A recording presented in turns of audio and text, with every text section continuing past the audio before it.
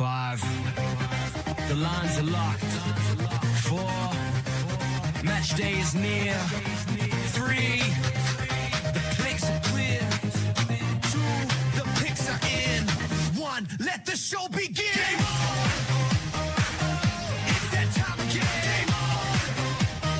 Kicks and picks is back again. Game on. Sit back, relax, and enjoy the show. Game on. The guys are here and ready to go. Game on. Game on. Game on. Game on. The guys are here and ready to go.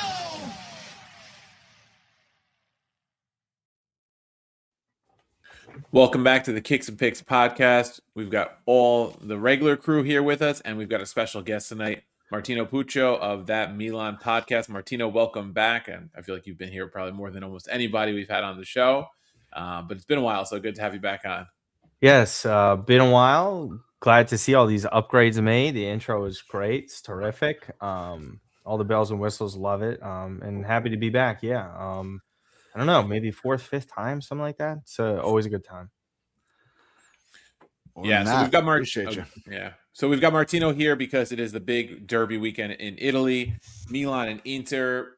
I mean, in terms of the title race, I don't know if it's going to make a difference or not, but if Milan is going to have a last stand, this is it, to even keep it within touching distance, as Inter is kind of running away with the league now at this point. But still, really good season for you guys so far. Don't know what your expectations were heading in, but before we get into the match, just give us a couple thoughts on how Milan's season has gone here with Allegri back in charge.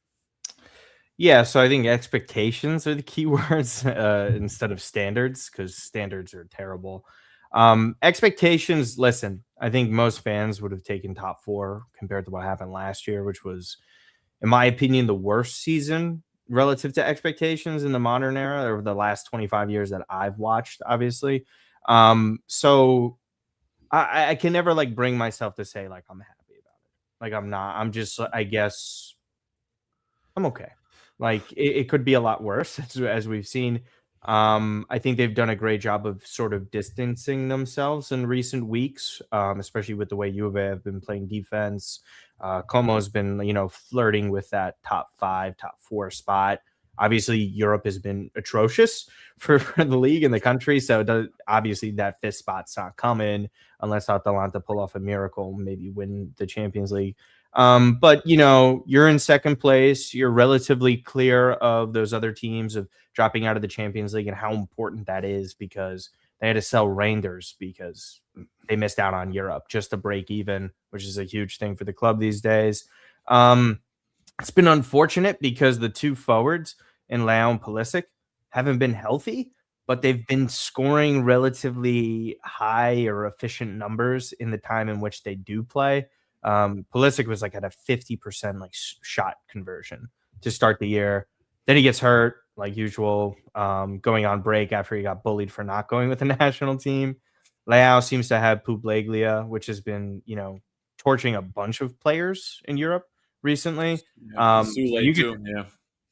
You just watch him. He's just not the same in terms of acceleration. So you're like, they're handicapped there. And guys, I don't know if you know this, but 1 goal from your number 9s is pretty shit. It's awful. Because Füllkrug is the only one who scored in the league that way. Jimenez had awful start to the year, gets hurt, and then Nkunku has basically been a flop, right?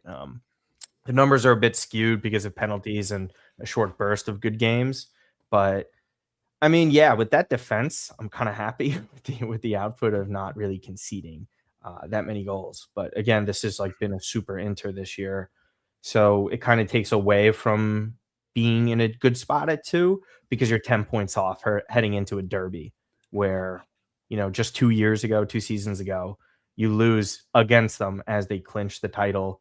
You basically know it's do or die this weekend, because you have to win. You have no other option. A draw is no good. Expectations, I guess you take it, but you can't be satisfied when you support a team like this that, top 4 is a happy year, I guess. So the interesting wait, thing to me, I don't know, Nick. Welcome to our lives, right? no, and, Like, and that's what I was going to say. I think you hit on a lot of points that make a ton of sense. There's two teams year in and year out, and Steve hears it from me every week that I feel like underperform expectations or underperform. You said standards. That was a good way of putting it. Yeah. And that's Roma and Milan. And that's two teams that like haven't gotten shit from the striker position in the past 3 or 4 years, right? They have that in common. Well, us for like 15, yeah. You know, you hit the nail on the head there. So it's just so interesting to me because second place, I think we as a podcast had them in top 4. We believed in the power of Max. Obviously, you can't plan for injuries. You can't plan for what 19 other teams are going to do. But I don't know, as an outsider looking in, Milan in top 4 in the Champions League, regardless of who's on the squad, it kind of feels like an okay once a week too, which is kind of something I forgot to mention.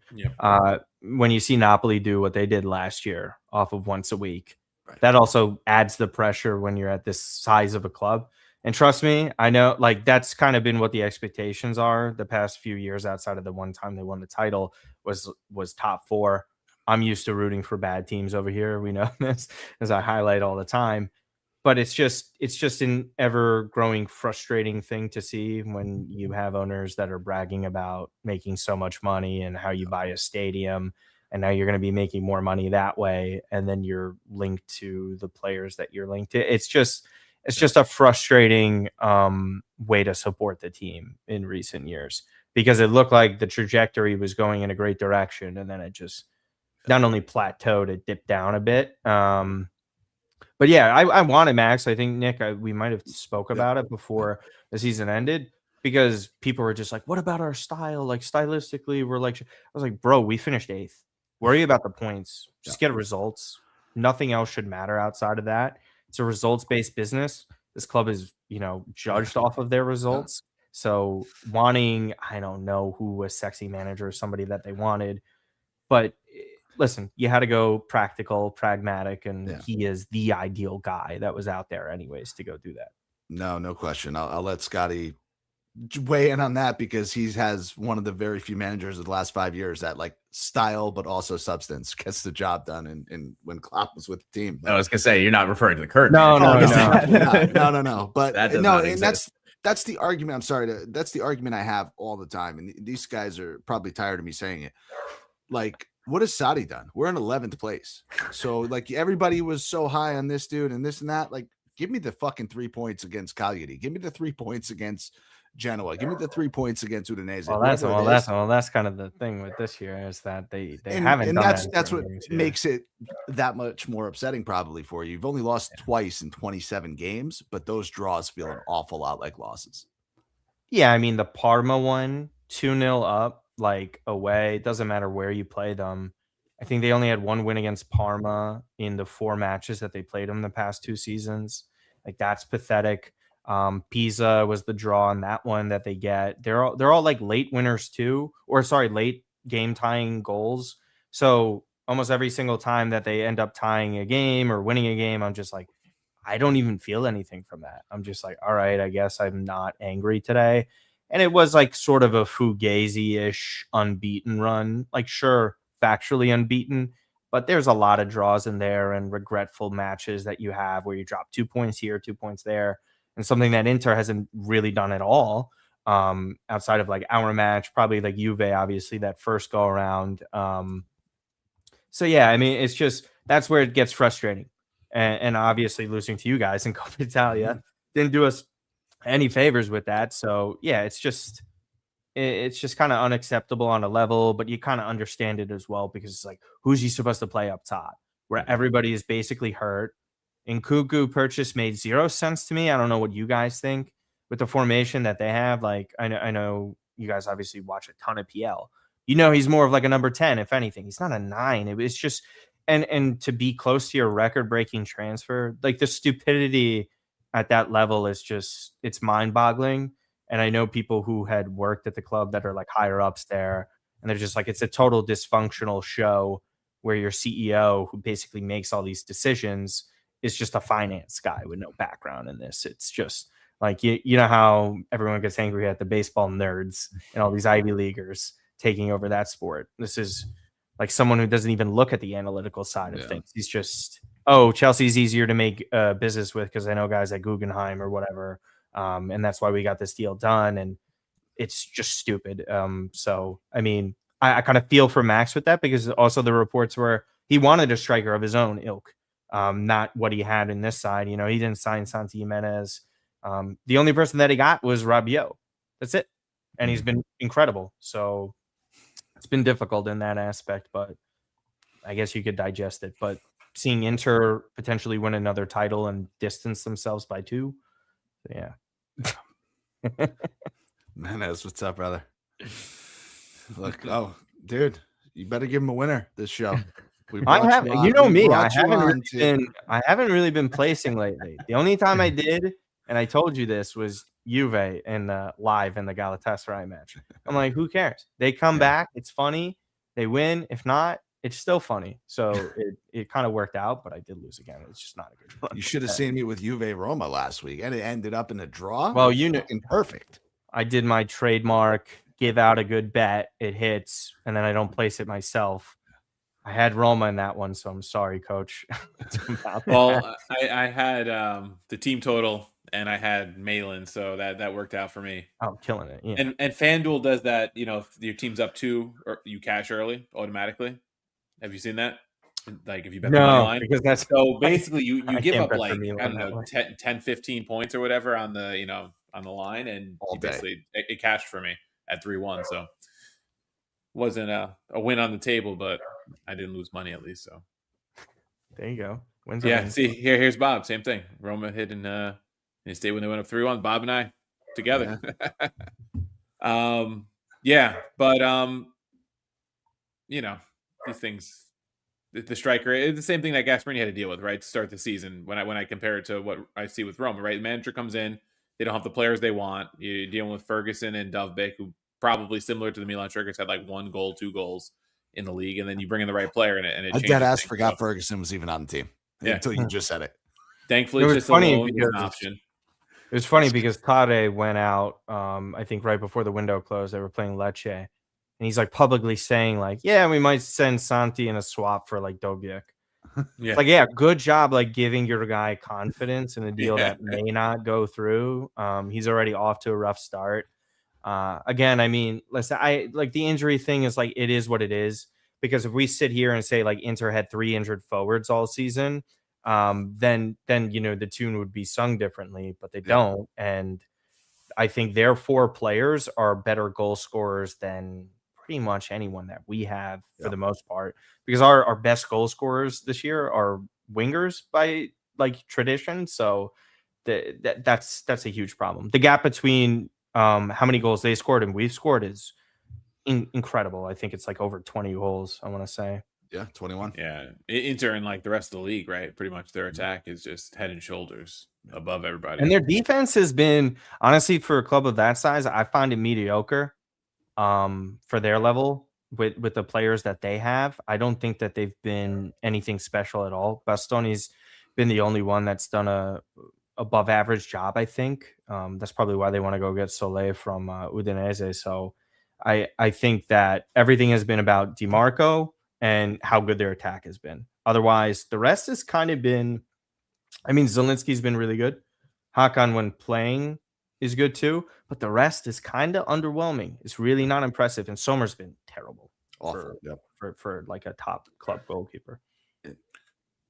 Yeah, so you mentioned the defense for Inter, and I was just looking at some of the head-to-head recent trends between these two sides as I was prepping the lines, and Milan hasn't lost in 6 straight to Inter, and Inter hasn't kept a clean sheet against Milan in 8, which is kind of crazy because Inter's had some good seasons. I know Milan won a Scudetto mixed in there too, probably somewhere in that 8 matches, but it's been a lot of cup matches. Supercopa was mixed in, so there's a lot of matches last year. Champions League, it's way beforehand. Yeah.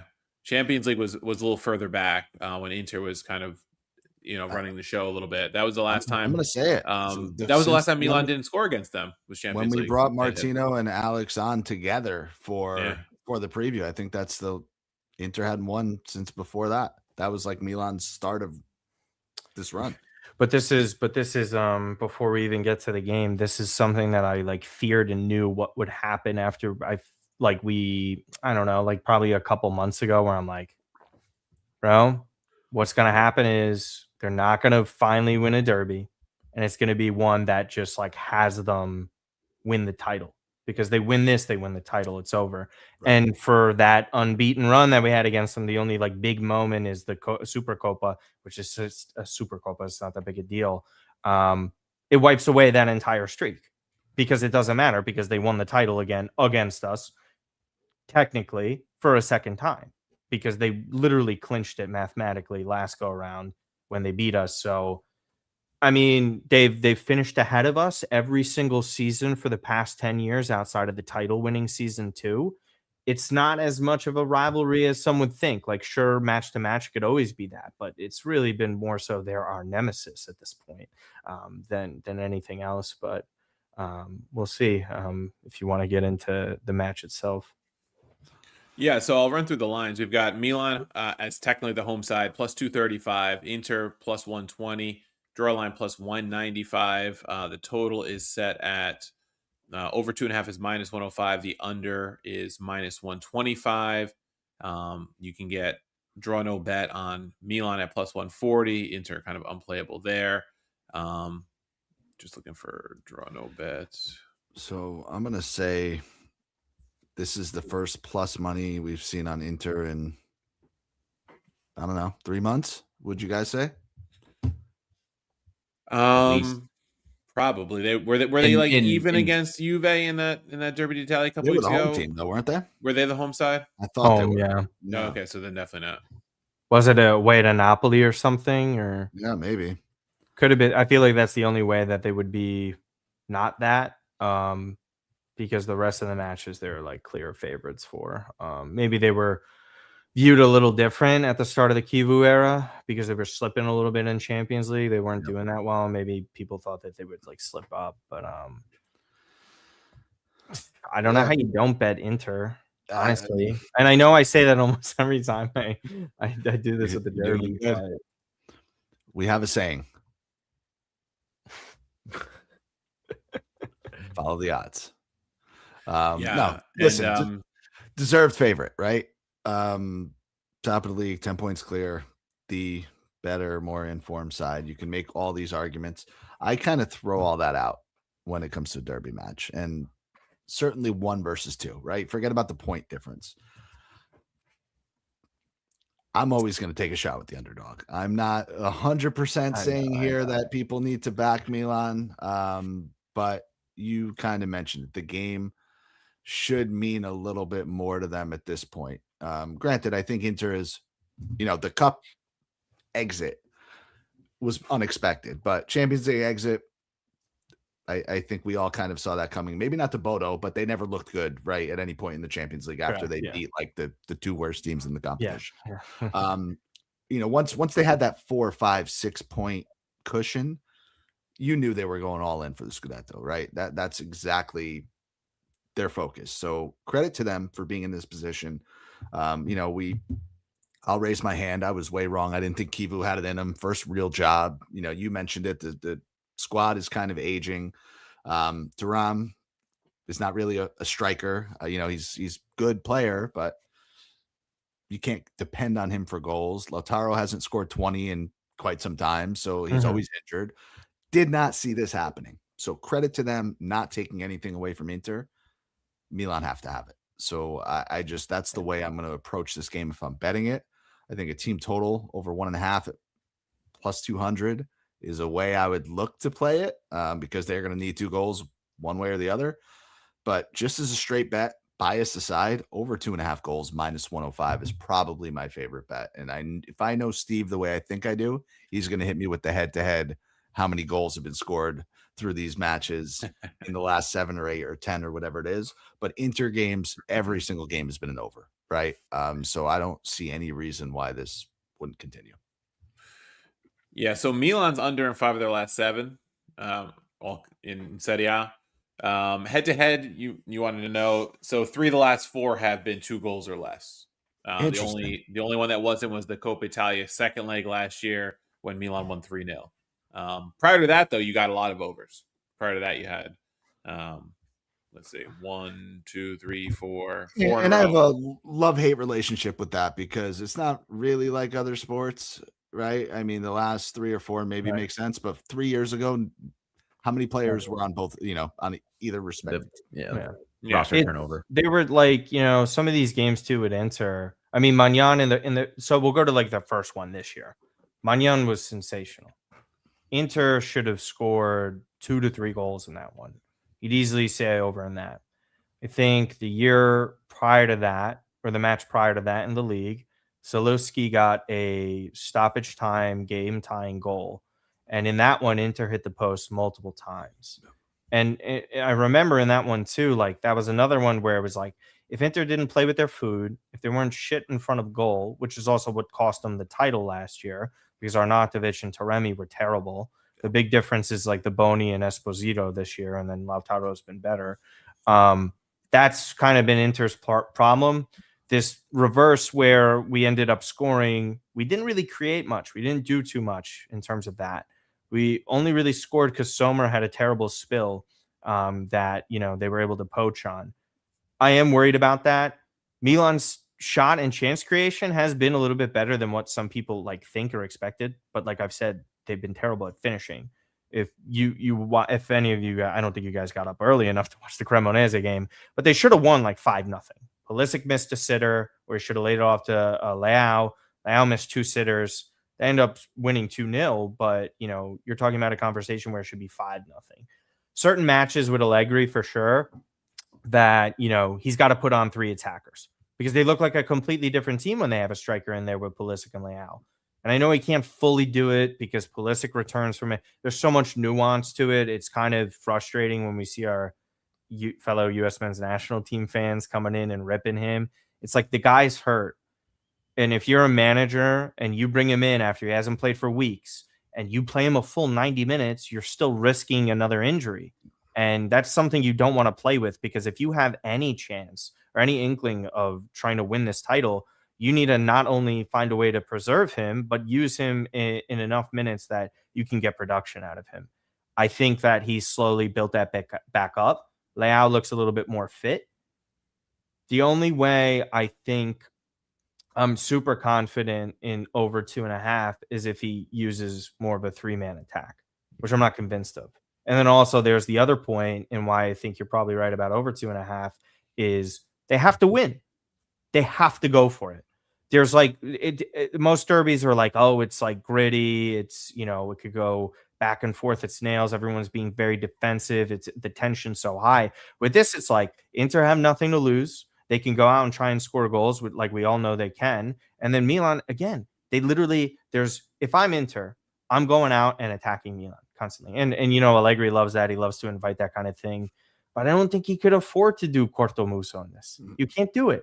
You have to go and attack and try and win, which plays perfectly into Inter's hand for this because of the 10-point cushion. That's really what it is. If this one was, we want to say 6 points or something like that, then the match is totally different. But this is like a fake title clinching match for Inter. Mathematically, it's not real, but mentally, you're 13 points clear of second place with 11 matches or so to go. It's done at that point. It doesn't matter who plays who, barring a miracle. So yeah, and if you think Inter's going to, draw them out and then exploit that, Inter's team total also is +110. That's where I was going. So I'll hit you guys with the stats. They've scored 2 or more in the league in 7 straight and in 8 out of 10. Inter you're referring to, right? Inter. Actually, 9 out of 11. Yeah. In the league. It's also, Nick, I'm going to steal your bit here, a little bit of a follow the odds moment here, where you have this team that entered the favorite to win. Both teams to score is -150. If you have this game that's going to be relatively open with both teams scoring and Inter's winning, they must be getting multiple goals here. So getting them at a plus number, it seems like a better pick, no offense, Nick, than the over 2.5, because if that's hitting, it's odds tell me it's going to be Inter doing the heavy lifting. Yeah, and I just realized Inter hasn't lost in the league since Milan beat them back in November. And only one draw aside from that against Napoli. It doesn't even feel that way. That's crazy. Yeah. Yeah, so like it's like the way Kivu was playing versus Como yesterday, where he doesn't put two strikers on at the same time. I believe he just swapped Thuram for Esposito, like a like-for-like sub, which also signals to me he wants to keep him fresh. I hate two legs for like Coppa Italia. I really so don't random. like it. Yeah, it's so random. Yeah, and they also do that where they change it up year over year. It's just weird. So that was another huge advantage for Inter, because if they know, hey, you know, like realistically, if we were 2 goals down, maybe he subs on 2 guys to try and make up ground for that. But the fact that it was 0-0 at that point is just like, okay, we have the second leg and we've returned back home for that, where we could go back for a double. I want my guys rested mentally, where this is, like you said, the Scudetto chase. This is what we want. We want to go get that one, because the last 2 times Inter, barring the year that Napoli ran the league, Inter lost the league on the final day of the season twice. So they know that they've left some trophies on the table in that regard. And I think they just want to have a kill switch here in this one, which is why I think this derby is very different than most. But I'm curious to see. Lautaro hasn't been that great in derbies recently. I'm curious to see how they play without him in it. I think it's a bigger step up in match for guys like Boni, Esposito, or whoever plays with Thuram, because it's a different level of game, right? The pressure shifts to you now. You're the guy. You have to step up in that moment, because they know they feel it. I like Leao's comments heading into this. They're like, it's do or die, guys. Like, I don't want anyone going out, leaving their homes for this one. We have to do everything we can. Where in a way it's house money, but it's kind of not, because you are losing the title in that regard. But I think it'll be oddly open. If Max comes out being all reserved, like, I'm going to be having a panic attack for 90 minutes, because it's like, why are we doing this when we know we have to win? Because if he's keeping it close to his chest, where he waits. They also made the least amount of subs in the league, I believe. That was one of the things that they said on the broadcast. That sounds right. Which is insane. But also, like, who are you going to sub on? But yeah, I think it'll be oddly open for this one. So yeah, I like where you guys are leaning with that stuff. As far as players go, I don't know if you guys want me to jump to that thing with like player props, because you know I like that shit. I don't know how no one kind of goes for DiMarco goal or assist at this point. That's just been a player that's so productive. It's one of the greatest assist men season in league history. Obviously, I think he's 1 assist away from even tying Papu Gomez for it, or he's already done it. He's been a machine. There's no other way around it. Whether he creates, it's set pieces, open play, he has the ability to score. That's just a player that I look to for that. I guess I would like kind of try and figure out other spots, but like who's starting up top. I think that's kind of a little question mark. I haven't really seen who Inter are going to go with yet. So I would assume it's Thuram and then one of Boni or Esposito. I feel like he's going to go with Esposito in this. I think so too. So for reference, DiMarco, goal or assist is plus 210. Like you said, I think that's an auto bet. If you just believe he's going to assist, I'm looking at a plus 325. I don't know if you guys have different or better numbers on that, but I'd have to look for 1,000% with you, and I'm going to bring in a Scott favorite on a player prop here, and that is Hakan. Score assist is plus 260. That's fine. And Hakan shot on target is also ridiculously high. Hold on, no way. Oh, maybe Hard Rock is better. It's minus 115. It's minus 115 on DraftKings, and he's he's only been playing like 60 minutes. He hasn't been playing full 90s now. Right. So shot on target kind of plus 200. All right. Well, plus 200. Keeping it. Yeah. Minus 115 on DraftKings. So. That's what I just said. It's takes penalty kicks. Like, give me the guy that takes penalty kicks for a shot on target. Right. And to score or assist. That's fine. Sorry, really quick. The DiMarco anytime assist is plus 285 for DK. Okay, so up here. Hard Rock does right with the player props, man. I gotta say, they give you some generous numbers there. But we talk about it almost every time I'm here. The player prop market never makes sense in the United States. I still don't know. I haven't checked it out in Europe. I don't get it. You're talking about, like you said, a clear designated penalty taker. And these derbies do see a decent amount of penalties taken. Like they're not like we have the bozo gene, as like the youths like to say. Like where we have guys who are just idiots. Gabia isn't starting in this one. He just had surgery. He's out for a month. So it's really going to be De Winter, Tomori, Pavlovic. Yeah, exactly. And the first defender off the bench, center back wise, is David Odogu, who is just a 20-year-old kid that nobody really knows about and hasn't played over 30 minutes professionally in Serie A. So it's, God forbid something goes wrong. That could change. I think Tomori and Pavlovic are just prone to doing something stupid, which I worry about. Scott's team total looking better and better the more you talk. Yeah, that's what stuck out to me. Everything points towards Inter getting multiple in this one, especially if Martino's right in that. With neither team having much to lose, they both play a relatively open game. So here's the question. Obviously, knowing that Pulisic has been hurt, Leao's been hurt, Fulkrug, I don't know if he's fully fit or just old or what the situation is. He had a broken toe. That was about it. Yeah. Provided Milan do something, who would you eye for that to happen? Anybody worth a look for player props, or is it just kind of going to be one of those like, oh, Rabiot scored off of a rebound, or I don't know. So say even if you want to factor in a penalty, right? Like for example, they don't really have a designated penalty taker this season, right? Like Pulisic had the best record, and then he missed a couple, right? He skied the one versus Juve. Milinkovic-Savic saved one of his when he was on Torino. And then Leao was taking penalties, and then when Nkunku was on the pitch, they had him taking them. I feel like Max again. Last time these two played, he had Leao and Pulisic for it.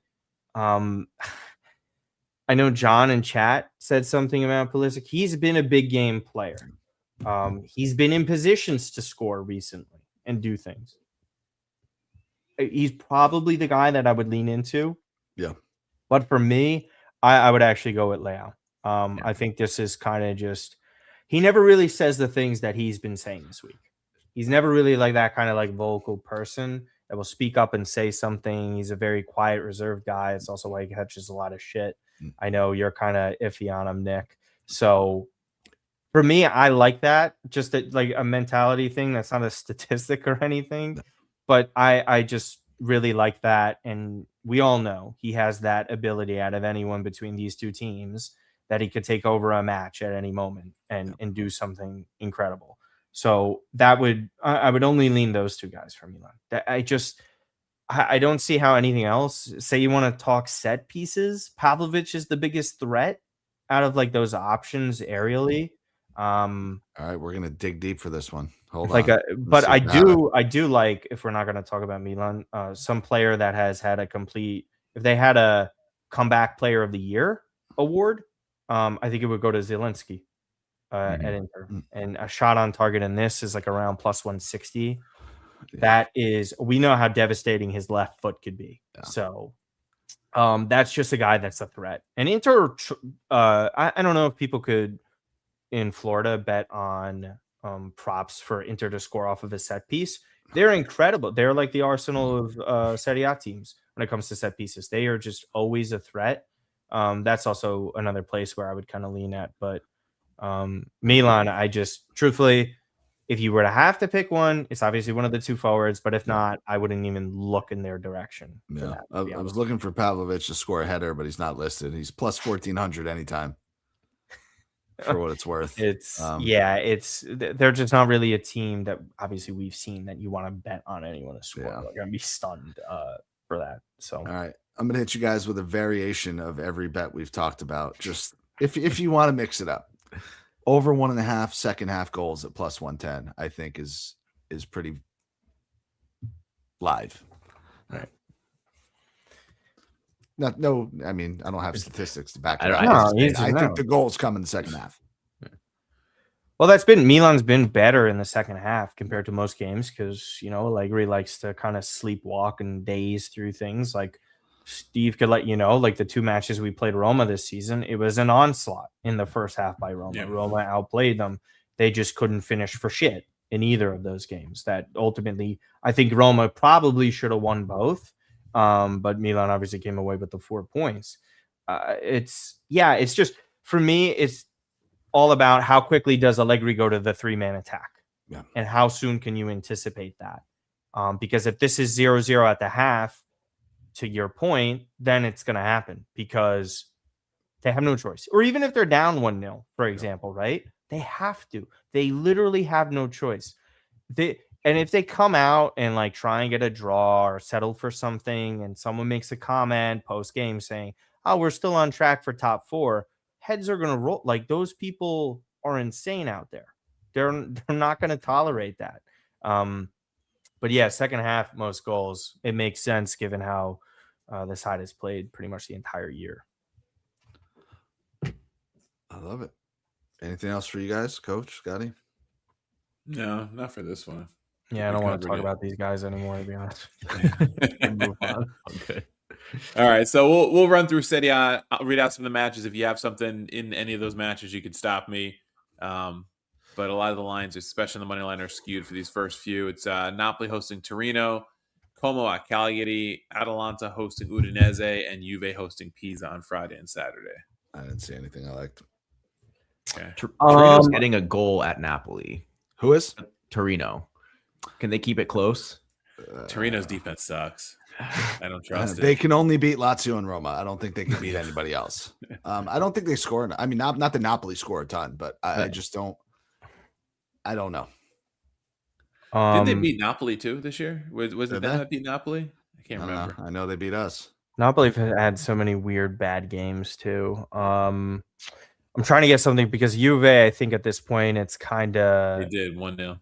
You gotta take the overs in the Juve games. Yeah, I'm not that's thinking fair. Pisa's going to score in that, but just how Juve have been playing under Spalletti, they need the points. Obviously, being right outside of top 4, this is a side that has to actually make top 4. Otherwise, they are going to have some devastating chances hit them.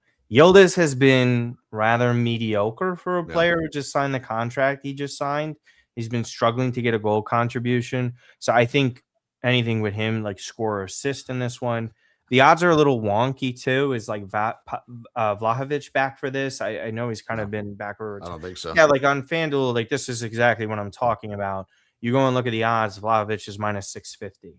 Openda's minus 155. Yeah, like both of those guys not only have not been playing or not been good, like Openda's been arguably the worst signing in the league. Yeah, basically, if you're a striker, they give you short odds on a goal. It's position based. It's not form. But that's what is so mind boggling to me. So I would do probably a combination. Like look at Juve team total. This is also one of the worst defenses that I've ever seen them have, which is like crazy because I think Bremer's great, but they've just like look at them almost every single game. And then I would just do goal or assist for Yildiz. I think he has to eventually like break out with it. He still plays relatively well. He puts himself in decent positions to do things. There's just no end product. So and that's what I was going to say. I mean, you hit the nail on the head right there. David has been bad. Openda has been bad. Vlahovic is hurt. The game plan for Juve is basically get the ball to Yildiz and pray he makes something happen. And early on in the year, he was doing it. Lately, he hasn't been. But they really got let off the hook by Atalanta last week with that ridiculous loss because they would have been in 7th. And Roma let them off the hook too. If Roma wins that match, they're not finishing top 4. Well, I guess we could definitely talk about that. If Roma wins that match, they're not finishing top 4. Yeah. If you think Pisa gets a goal because their defense has been so shit, Pisa's even money to get a goal. I don't know if I would bet it because I don't. Yeah, I don't know if I would bet it either. But Pisa like play. I never understood the sacking of Gilardino. I thought he was doing fine given the team. I don't know. Also, our guy Weston. I mean, they have one win all year. So I mean, they do, but like it's like you know how it was. What was it, Cremonese a couple of years ago, where they went to like a semifinal in the Coppa Italia. Yeah. But they weren't. But they were shit in the league. But when you watch them, you're like, they're not that bad. Like I don't. Yeah. But Pisa, and Cremonese is another one of those things. I think the relegation battle is a little fascinating too in this league. I can't lie to you, but listen, Yildiz is minus 155 goal or assist, which is okay. I think you always have to I know.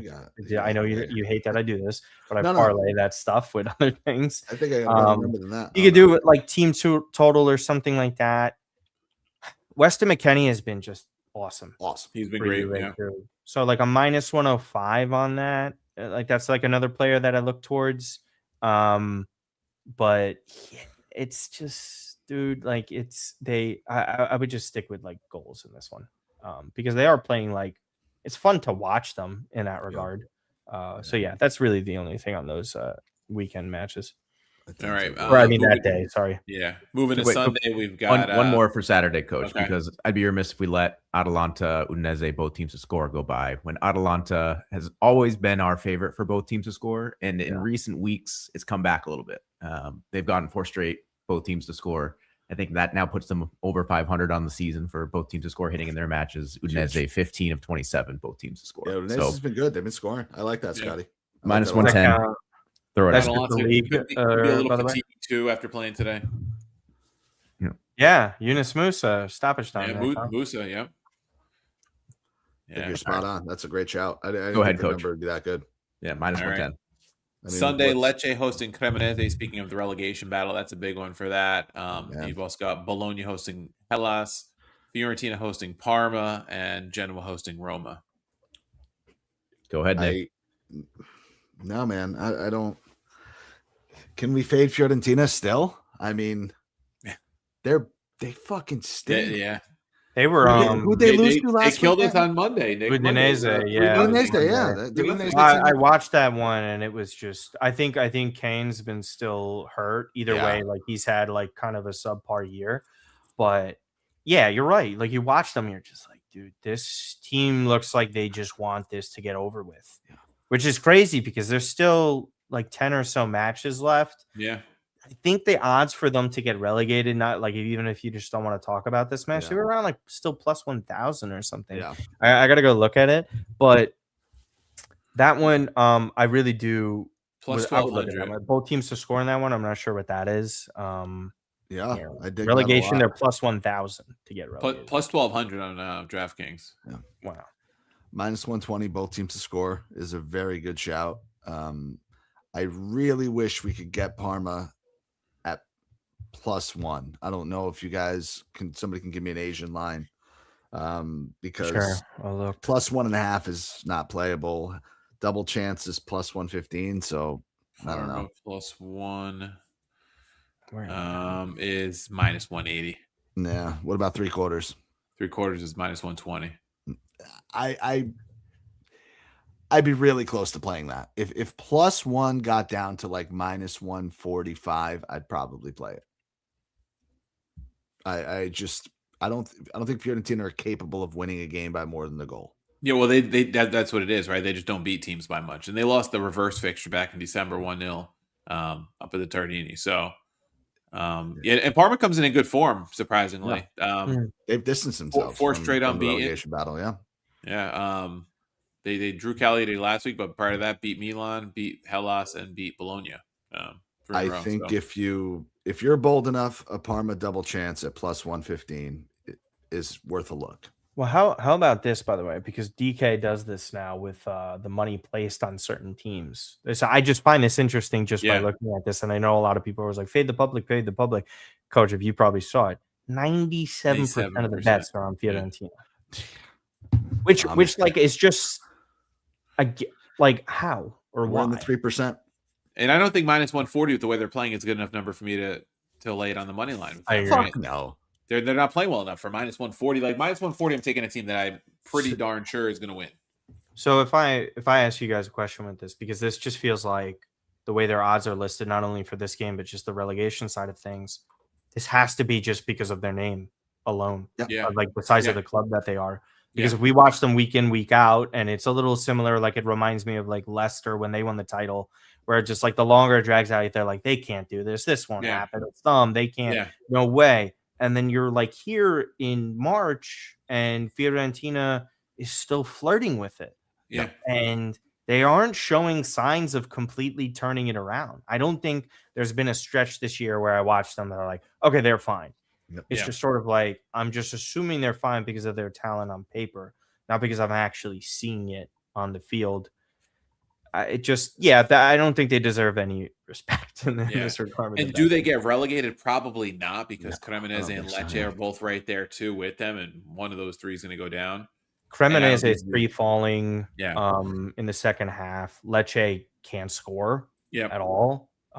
So I get that aspect of it. But you're still spot on, dude. They've won 5 games out of 27. You've watched 27 atrocious games. They've won 5. Like that. Fuck what the odds are. Like, you're 100% right. They're there on name. Okay, they beat Pisa. They beat Como. They were up a man. They drew Torino. That was the good stretch of their season. Yeah, that's what it looked like they were going to turn it around, and they never did. Yeah, and it was Torino, Como, and Pisa. And made it difficult in Conference League for themselves, right? The last match. They gave up 4 goals to Jagaluka Lugu, whatever the hell the team name was. I've fucking never heard of them before. I forget where were they from. It's they're seasoned from hell. But like, to be fair to them, like, just talking outside of the betting aspect of it, owner dies, CEO died before that. It's it's his son taking it over. I know Paratici's coming in, so.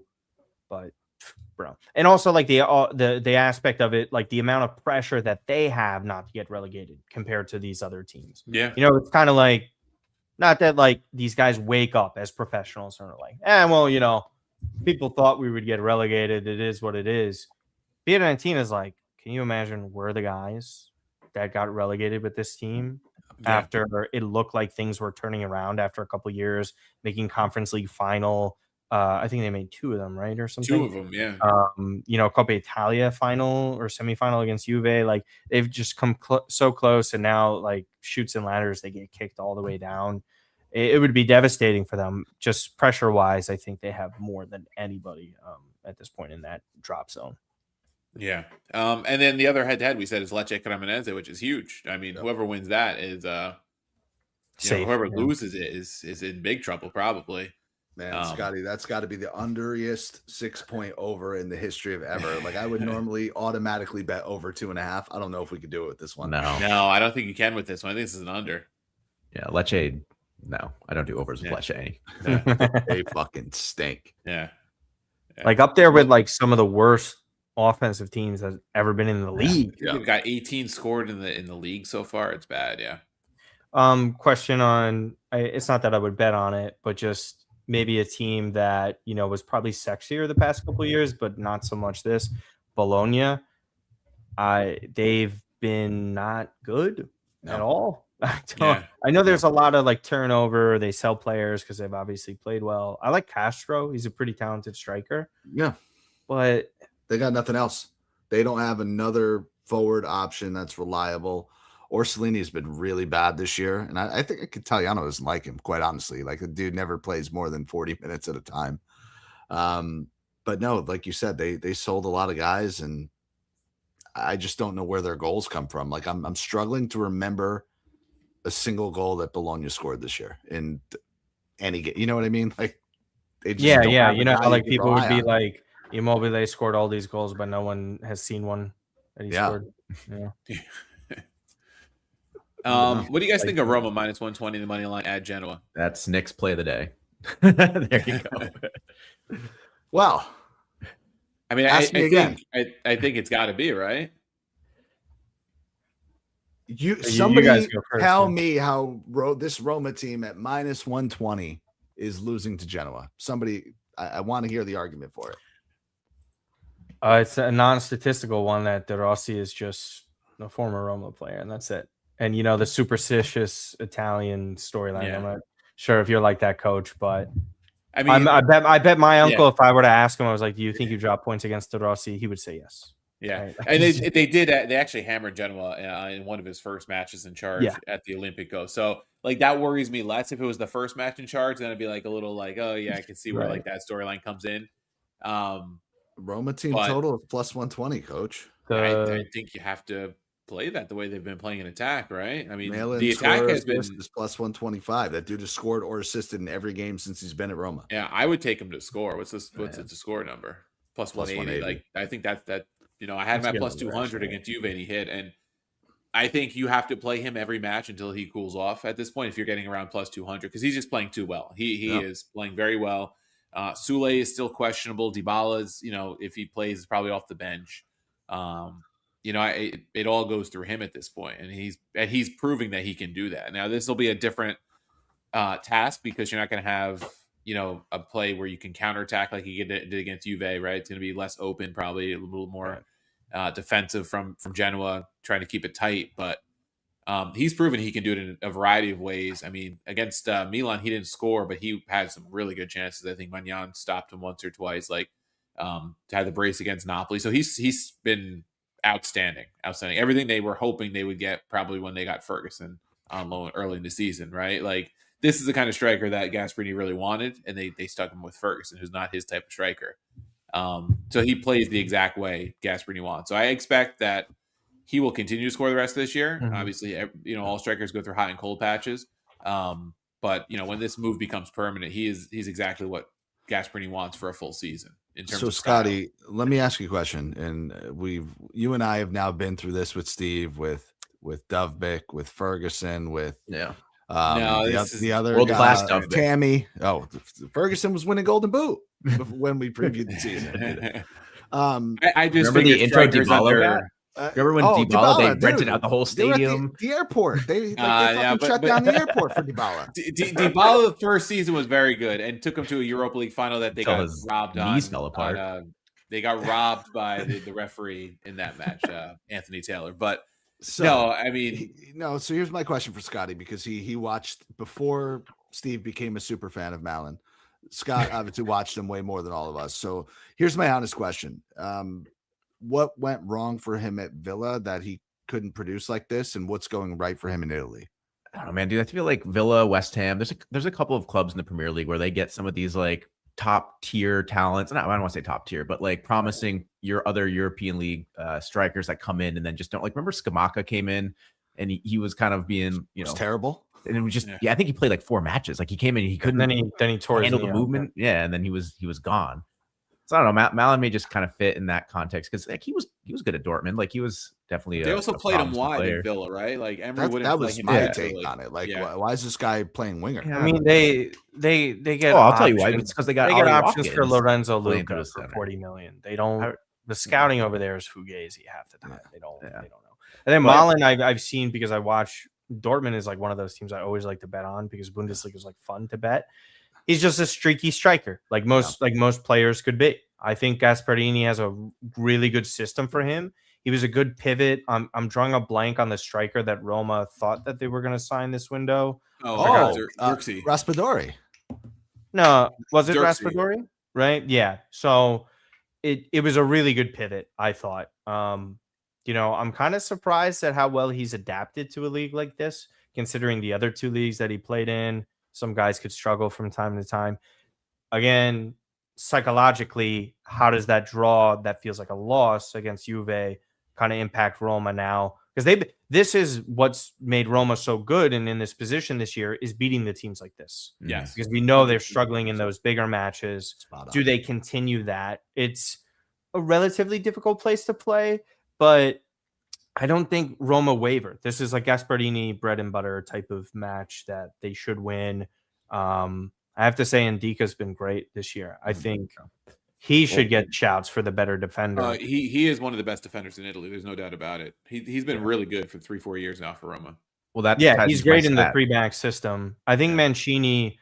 The thing that people think with Mancini is, I think he's just a better overall player than he is because he's better moving forward, but he's not a better defender than him. I don't get that, but my cousin in Italy has a Mancini tattoo. Nick, I think I may have told you about that. I had to ask him, I was like, you don't have a Totti or De Rossi tattoo, but you have a Mancini. I was like, why? Like, I don't get it. And he's like an older, like, he's like in his 40s or something. So I'm like, you've seen them win a league title. I don't get it. It's just a funny footnote. So, but yeah. Nick, I think we got to get you tied into DraftKings, because if you could create those little like promoted parlays, that's like every week Roma money line and then team total over 1.5, or Roma money line and Malin goal scorer. Coach would be on that every single time. Oh yeah, I think it would be like a guaranteed hit rate. Yeah. Or you're saying like the sponsored picks? Yeah. That, like, they get, like, maybe we Tom just do it Brady's just pick for for the coach's game. phone, Yeah. though. Like, Oh, just yeah. be like, hey, listen, just geolocate this promo in like this area of New York, Right. and like I guarantee you'll get this hit every single time. That's because so funny. every week we come into it, and Nick is going to tell me People how are we in going to your get coached area to are bet on betting Roma. Yeah, how are we going to get coached to bet on Roma this week? I don't know. How are we going to do it? And every time it's like coach is like, I think I like this. I like team total. Foolproof. In my defense, the only one of the 5 I took last week, and I only put a half unit on it, was what's his name? PC Lee, and he almost scored in the opening couple minutes. I hit the other 4 bets, so it worked out last week. He's good. I like him. He's a good player. PC Lee's good. Are we talking about your boys, Nicky? We can. Anything against Sassuolo? I mean, I think we gotta play the day in there somewhere. So it's the only game on Monday, right? Yeah, I mean, I'm taking Sassuolo on the fucking spread all goddamn day long is what I'm doing. Let's see, double chance -140 to the fucking bank. How about this, Nick? Sassuolo over 1.5 is +205. Do you know the last time? Do you know the last time Lazio kept their opponent to fewer than 2 goals at home? Wasn't today. December 20th. Like it's been bad 2.5 months. Yeah, it's a disaster class. The defense is just banged up beyond all belief. There's no depth whatsoever, and the team doesn't care. The owner doesn't care. The coach doesn't care. The fans don't care. I don't care. Did you see what the Lazio fans put on the like they graffitied on a wall? Like, yes, I did. Tito has weapons of mass destruction or something. Yeah. No, the thing that really pissed me off was like Sadi gave a press conference yesterday or the day before, and he was like praising Atalanta, like, hey, this is a model. You know, this team invested in their own stadium. They do good business. They have a great youth academy. They started this project 10 years ago, and look, they've won a European trophy. And Lazio's done nothing. Now, he is factually correct in saying all that. Kudos to him. But yeah, Lazio's done nothing. Dude, you got hired there 5 years ago the first time. Yeah. Why didn't you fucking start any of this? Why didn't you model yourself after them? Why didn't you make a big stink to start this revolution? Oh, so he thinks buying Zaccagni you think he's gonna be the first game? I understand you're venting, but do you think he's really gonna be the guy to tell Claudio Lotito what to do in his club? No. Well, that's every time I talk to a Lazio fan, and I know you're like this. You know what the problem is, but we all know what the problem is and who it is, because this is an owner who likes to brag about not selling his players for over $100 million. Right. Like you're not who you think you are. You just look like an idiot. Yes, I get it. You won with Inzaghi. Those are nice domestic cups. You will have that, but come on, he's right about that. And I know Sarri is culpable. Right. Sarri is culpable. There's no denying it. But to be fair too, he didn't know he was going to get a transfer ban when he comes. But again, like he bought Zaccagni at, I don't know, 27, 28 and played him into the ground. And this is a mediocre player we're talking about. This is a slightly above average player that we're talking about. Right in the league. Like his idea of revolution is like, okay, this guy's Italian and I'm going to play him every single game. Like that ain't doing it either, bro. I'm not a big fan of their recruitment. It kind of just doesn't make sense. The best one is like Rovella that they've done with, and obviously his season's been damaged because of injury, but they're very because Juve had to sell him. If Juve didn't have to sell somebody, they'd never get him.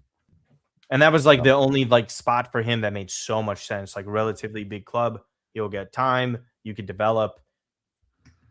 Listen, I think you should be at the part where I am as a Jets fan that you shouldn't be rooting for anything other than a sale. And I'm not wishing ill on anybody, but you just, you hope it changes. Because like, no offense, you have no hope. You have no hope outside of that. Why would anything change? Somebody escaped Iran this week with a lot of money. Like you could come and buy Lazio. I don't know what the fuck you're doing. Like that's where I'm at with this shit, dude. Like I don't know. I don't blame you.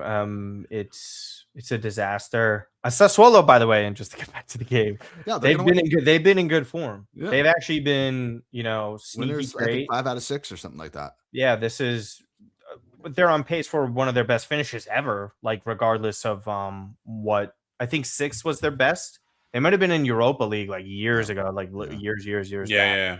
The Derby days or something. Yes. And you know what's crazy? They're doing it with kind of the same mediocre squad that was in Serie A 2 years ago. Like, yeah, they're there's not not really a single new player like in that forward line. It's kind of wild. It is. I think, you know, that's just like a club mentality at that point, that they are literally minnows, and they've been doing it for so long that they don't get intimidated by anything. They still go into San Siro like they own the place for both teams. They really do.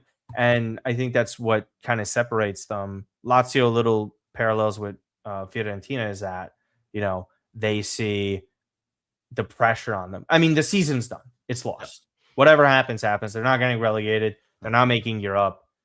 It's just kind of like they're in no man's land at this point. Where they deserve to be based on the squad and the way they played. They're a 10th place team right now. There's likely more sales on the way. I don't understand why certain players like Gila or who is it? Like even Ravella himself would want to stay.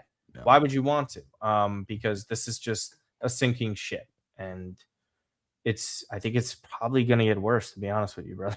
I know I'm preaching the choir. No, I agree. I think Sassuolo double chance is the play. I think Scotty, not wrong to take a flyer on Sassuolo to score 2. That's where I'm at. The one bright spot for Lazio, Maldini has looked good since he got there. But got an assist today, correct? Yeah. Yeah. He's there looking you go. As good as he can look. Yeah, decent enough. Just like one more future thing, if you guys don't mind, if you wanted to, with the top 4 stuff, because I don't think outside of the title, I don't think relegation or top 4 is like done and dusted just yet. So, Como, are you guys fans of them to make top? I don't think they do it this year. I think they're destined for Europa League, which is still great for them, or a Conference League. I don't see how Juve make it. No, I would take Roma. I think the 4 current teams are the teams I had at the beginning of the year. Those are the 4 strongest teams. In Napoli, that is strictly due to cohesiveness and coaching. I don't think on paper they do play once a week now too. That's really what I put it down to. Could Como do it? I guess. Atalanta blew. I think if Atalanta won last week, I really truly believe they could have had a track to top 4, but now I think going another round in the Champions League is going to probably hamper that. And they do have the second leg against you guys, right, in Coppa Italia. That should be Juve. The Juve thing is, their defense going to be this bad the rest of the way? It's kind of the question, because I think someone also tossed out of the statistic of how they've been in the past 7 matches or so, and the amount of goals they conceded, and compare it to the 2015-2016 team. The entire 2015-2016 season in Serie A, Juve conceded less goals than the amount of goals that they conceded in the past 7 games in all competitions. They are a black hole back there. And Bremer is arguably the best defender in the league. I don't think he's a European type of top defender, if that kind of makes sense. I think he's like too slow to kind of be that guy. But when the game is more of like the Serie A style, Juve just I don't think anyone should feel confident in that. And I do wonder if they're stupid enough to sack Spalletti, because I don't think they should sack him. I think he is actually their best option. I don't think if they missed out on their top 4, I'm not saying he's a great option, Nick. I see your face. I'm just saying. Hold on. Let me stretch before I get on my. I'm just saying, like, what are their other options that they're going to hire? Because it didn't look like Palladino wanted to go there either. No. And so here's the thing, and I want everybody's opinions on it globally, because in Serie A, we get lost in our own sauce with our coaches sometimes. I don't fundamentally disagree with you, because I don't think they're like any retread coach that's out there of the whole bunch. Spalletti is probably the best of them. Right. I don't think he's a very good coach. He has 1 title to show for his entire career. Right. He's just very mediocre, plain and simple. But none of these teams will be willing to give a young coach, an up-and-coming coach, a foreign coach, a chance. They just don't do it. So you're probably right. You're definitely right. I don't think Spalletti's a good coach. That's just where I land on it. But what are you going to do? Yeah, exactly. The only way is if, like, I don't think they have the savviness. Maybe Chiellini does, of where he says, Simone, come back. You left Inter, sour taste in your mouth. Do you want this job? Yeah.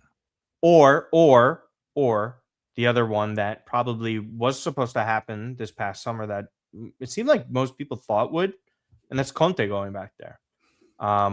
Which again, I would never hire that man. Yeah. I don't think, like, I get winning a league title is like cool. Dude's not worth it. If you're like a top club, this guy sucks in Europe. I don't want him there. And he throws a shit fit like a baby all the time. He's just like he's a winner, but he's the biggest loser of a winner I've ever seen. Yes. Overrated. If that makes any sense. Yeah. Absolutely does. But you guys got the pulse on it. Who is out there in the coaching? I don't like who honestly are you giving a shot like it. I don't think Inzaghi comes back to Italy. I think that was just like an idea floated out by me. Like if he's in Saudi Arabia, he's getting his money right now. Collect that paycheck. Inter, I think he's gotten a bad rep for how things went down at Inter. It's not his fault. Arnautovic and Taremi suck. That's not his fault. Like those guys miss sitters on sitters. He's getting them in Champions League finals. Like regardless of what the score was of the past one, he's still that top. Juve don't have the options. And to what I try and tell Juve fans that are falling in the same trap that I did when I was younger, when Milan started to suck. You're not who you think you are, and you're not as desirable as you used to be. If you're a guy, you're up and coming, why do you want to go to that place? You know, your directors are not great. Comoli is like a media. He's got a shit track record. And they're not going to be in Europe next year. I mean, they're not going to be in Champions League next year. That's the other thing. They're not going to be in Champions League. They're like flirting with it. And if they have to do that, they're also going to have to keep on selling parts. And it's also, they don't understand the types of players that they should be selling to, right? Like Dean Huijsen, getting rid of Sule as well. Like Roma robbed them. They produced the talent. They only were smart enough to keep Yildiz. And then they had to like bend and submit to his will, to what he wanted, because he knows he has options. He knows he could have walked out of the door. But Juve are desperate. And he's like, okay, you pay me what I want. Give me the number 10 and I'll stay.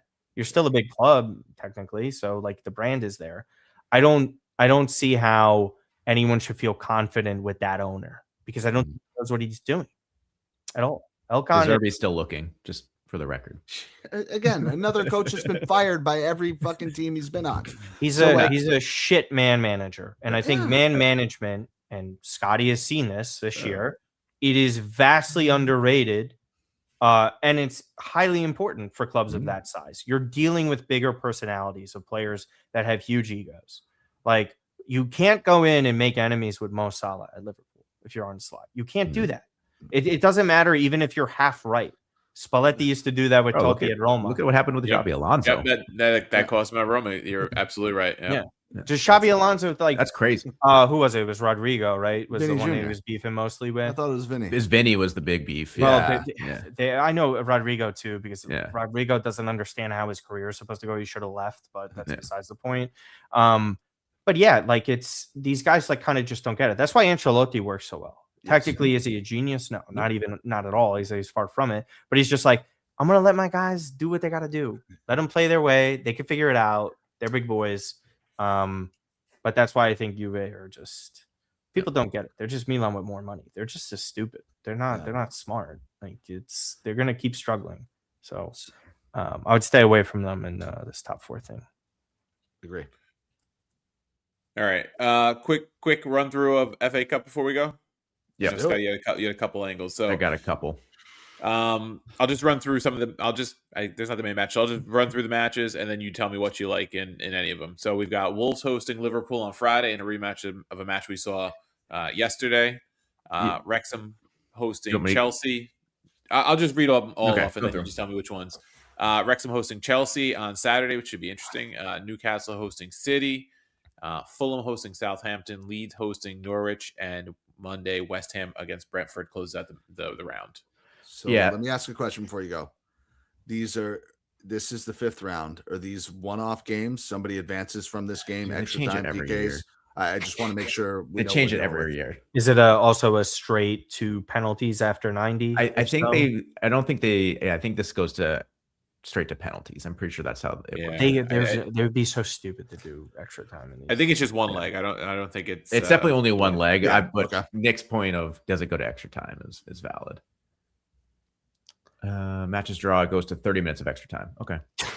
So and then they complain about matches played. It's like you do it to yourselves. Yeah. I'll say so. Friday, Wolves host Liverpool again, second time in the last 4 days. Under 3 is minus 120, minus 115. I love that. Up until about the 75th minute, Wolves have generated a flat 0 XG on Liverpool. Liverpool's attack is pretty bad right now. They're obviously not healthy, missing Verts. Salah and Gakpo have been giving them nothing on the wings. So I'm happy with an under 3 in that game. Okay. I definitely agree. Man, I'm just trying to make sure we get the best number. Wolves not to score is plus 150. I think that's honestly pretty decent for 2 reasons. Number one, like you said, they generated absolutely no offense the last game. And I think just playing twice in the span of 5 days, Liverpool have to win this game. I mean, regardless of how bad they've been, Liverpool have to win this game. So I wouldn't be shocked to see them blank Wolves. I think plus 150 is pretty solid. That's a good number. The other one I like, Newcastle versus City. Newcastle, I think, had a very emotional win today, being down 10 men, still beating United in the second half. I think City need a little bit of a bounce back. Also, a weird storyline that might progress. This could be Pep's last season. We've kind of been in that mode the last year or two. It's a very real possibility City don't win a trophy this year. They're seeming like they're falling out of EPL title contention. Champions League looks like it's going to be an uphill battle for them with the way that they're playing.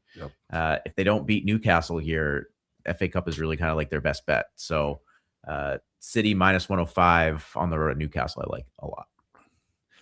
And do you think Newcastle continue to score? I think over three and a half. Potentially. Yeah, I mean, City gave up 2 to Forest today. It was crazy. Donnarumma hasn't been playing at his highest level right now. But cost me a winner. I don't hate the guy. No, he did his job against Inter. It's water under the bridge. But he is a snake, so it is what it is. Yeah. No, I think you're right though, Scott. I mean, obviously Steve and I were a little higher on him. Outside of maybe 2 games, I could think of like 2 games where he played well, he had some saves. He's been pretty fucking bad. Dude, it's weird. It's like he's almost like he's got like a Cuban birth certificate because he just looks old and slow, and he's not like when he's 27. That's crazy. Yeah. Well, he's been playing for 10 years. Well, that's the thing of being that size of a goalkeeper, debuting like that. True. That was one of the things that people were worried about, like long term, like 6'6". How quickly can you drop to the ground? No, that's what's killing him right now. Is like he can't get down. Like the reflexes are still there to a degree, but it's like you're still trying to move a 6'6" body in that direction. Like it's not easy. I think he's one of those players that he is going to fall off a cliff when it happens. I think we're starting to see it now. Really? Yeah. I wouldn't be shocked. I thought some of his best performances this year are still great, like vintage, but yeah, I mean, we could easily see that in a couple of years, but that's how, City have the ability to sign him. And then what was it, McAtee or whatever his name was? Like 40 million. Ridiculous. He was doing pretty good to start the season. Yeah. So I don't really have anything in this. Like Newcastle City matchup is, I don't know. Newcastle's probably been the biggest disappointment besides Liverpool in the league this year. Yeah, they started out hot. Voltmata came in, looked like he was going to be a solid replacement. Obviously, you can't replace Isak, but like a solid forward. And then the last 3 months, he's been virtually non-existent. They've been playing Anthony Gordon through the center, which is not where you want to play him. The midfield has been kind of shaky. That was like their strength over the last 2 or 3 years with Tonali, Joe Ellington, and Gimaresh. It's just been a weird season for them. Yeah, it's a weird Premier, to be honest with you. Outside of like the top 2 teams, I mean, obviously Liverpool smashed it last year. But, I mean, how bad is your league that United are 3rd? This United team. Yeah, this United. Yeah. Everybody else is worse somehow. Yeah. Well, because they're just like, I watch Spurs and I'm just like, they're fucking pathetic. Dude, Spurs. I mean, it's a non-zero chance. It's a very small chance. I want to see if I can figure out what the odds would be. But Spurs winning Champions League, very low. but possible. Qualifying next year, but then getting relegated to the championship would be a very entertaining outcome for me. See if we could parlay it. That's what I want to say. It's probably like plus like 25,000, right? But more than that, I would bet. Yeah. I don't know. Spurs winning. Yeah, I mean, but also I guess the odds for this, I don't know. FA Cup is like kind of funny. Yeah. Arsenal's like just really, man, they could really do the treble though. They really can. Like it's like a possibility. Don't put that out there. Don't put that out there. I know. I don't think they can. I think they can. I don't think it's likely. They got a really good draw for the Champions League. So I think that's what's going to benefit them because they play nobody except for Barcelona to get to the final. And this is even Barcelona scores a lot of goals. I also thought that they should have done what City did and bought another striker in January. The fact that they kind of got complacent with it, Jurkis has been shit. Like he's just you watch him, he's too sluggish, too slow. Gabriel Jesus is like he's going to be coming to Serie A within the next 18 months. I just know it. So it's strange. I don't think like Chelsea. I don't. Whenever I watch Chelsea, I'm just like I don't like. What is the idea here? Yeah. I don't get it. It's a hedge fund running a club. It's kind of to your point earlier, where it's like guys that aren't really looking at anything besides just player values and trying to make Brazilians it work with big upside as possible. And I mean, the contracts that they sign these guys to are so stupid.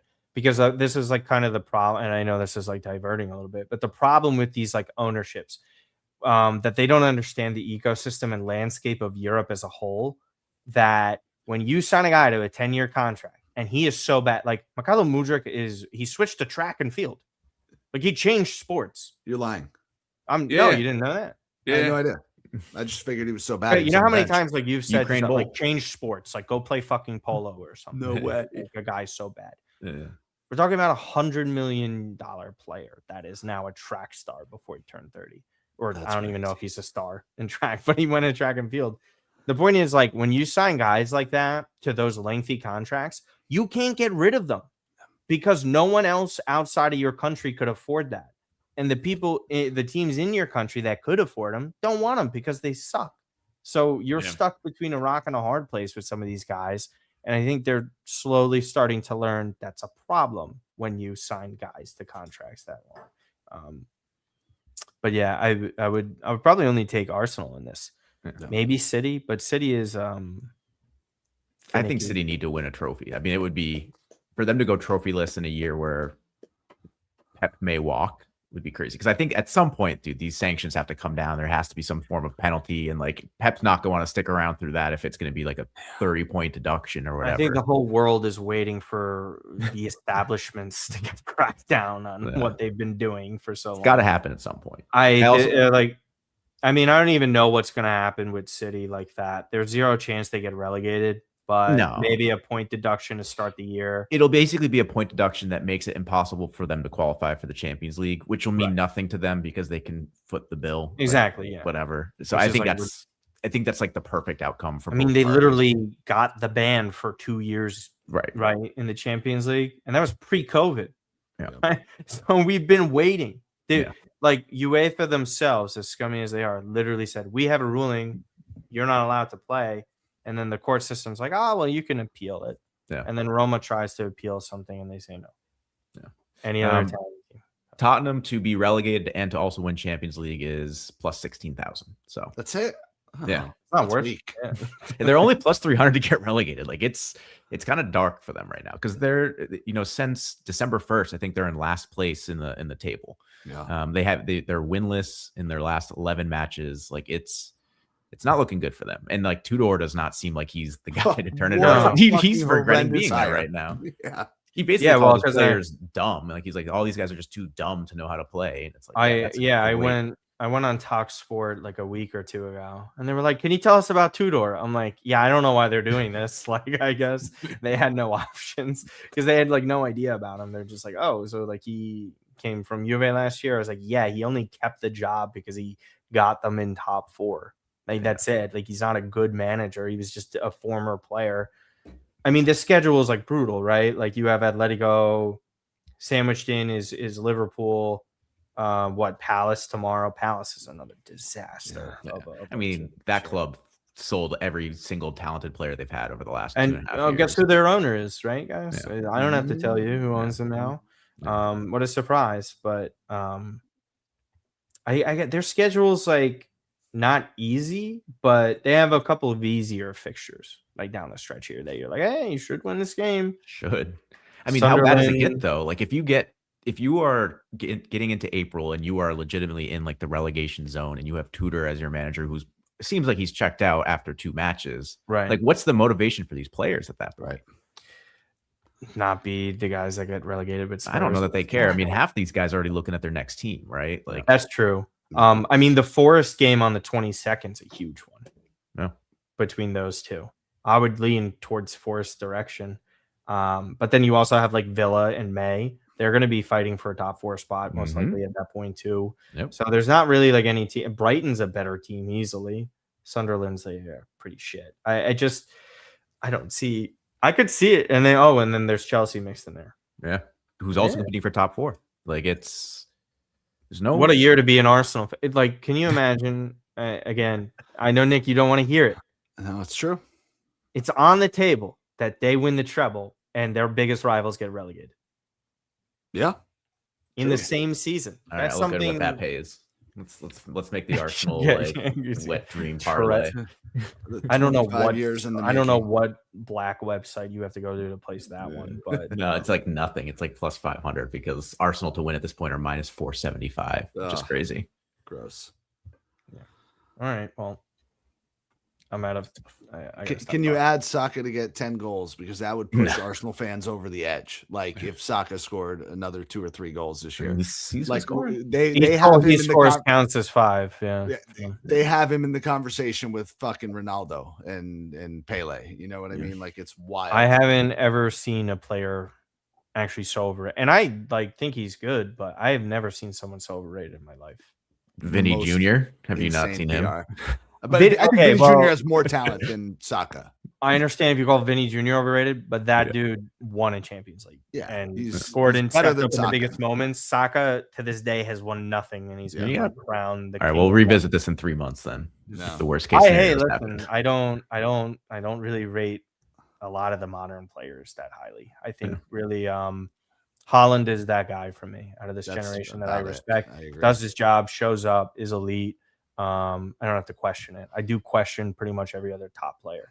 And then, not Yamal. Mbappe, I question. I don't say. Also, he might get surgery. Is that true? Mbappe? I thought it was like a fake tweet, but I really don't. Oh, it was a fake one? Okay. I don't know. So I was going to say, his only saving grace in his career is his international career. Yeah, that's pretty accurate, actually. All right. Anything else? Any coach worldwides? Are we good for this no. weekend? Yeah, the only other one I was going to throw out for FA Cup was maybe if we think Wrexham could get a goal, maybe both teams would score over 2.5 at minus 105. I love riding Wrexham up until about this point in the FA Cup. Yeah. The first 2 or 3 rounds, absolutely. Once you get to this point, it's like, okay. No, the only thing I'll say is, I mean, they are at home and Chelsea's defense isn't very good. And I have to imagine Chelsea rotates a little bit, but that doesn't magically make Wrexham score. So I don't know. Yeah. Come on, you got to give us one bet so I could use the graphic. Martino hasn't even seen it. I mean, I haven't really looked elsewhere. I don't know. Come on, MLS, something. Westchester Fire. I don't know. I mean, Germany. Let's see if there's anything. PSG Monaco. Come on, we got to let them cook behind the screen here. I don't know. Maybe Dortmund at Cologne minus 140, but that's not really the best number. No, that's it. That's the one. Come on, coach. The people we will not take this graphic off the screen until you fucking give out a bet. I'll give it to you. Friday, Real Madrid plus money at Celta Vigo. No, hold on. We got Champions League next week. Yeah, but they're playing on Friday though, and they're coming off a loss. They have to win.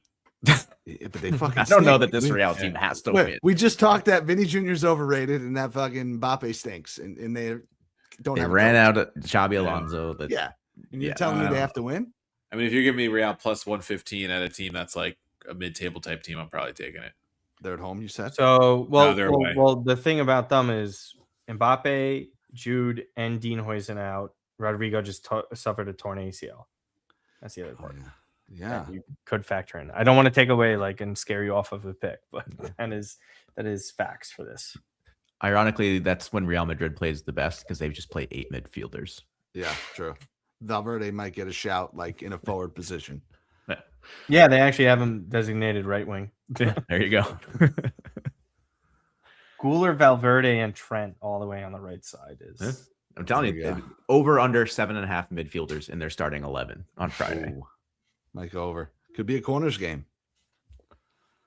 All right, Coach, are you stamping it? Are you stamping it with the Coach Worldwide play seal of approval? I'll stamp it. All right, we're in. Give the people what they want. All right. I think that's where we wrap it up, right? Hell yeah. Martino, dude, cannot thank you enough. Always number one guest, huge supporter. Appreciate you. I know Steve shouted it out early on, but tell people, I'm sure everybody knows, that Milan pod. What else you got going on? Yeah, that Milan pod. We got Alex Rafa on tomorrow for our recording for it. Listen, I would love nothing more to witness my first miracle in life. I've only heard about the miracles of the Jets and the Mets. I haven't seen one with Milan. It would be incredible if they can turn that around. You guys can go and check that there. Nicky's been on before.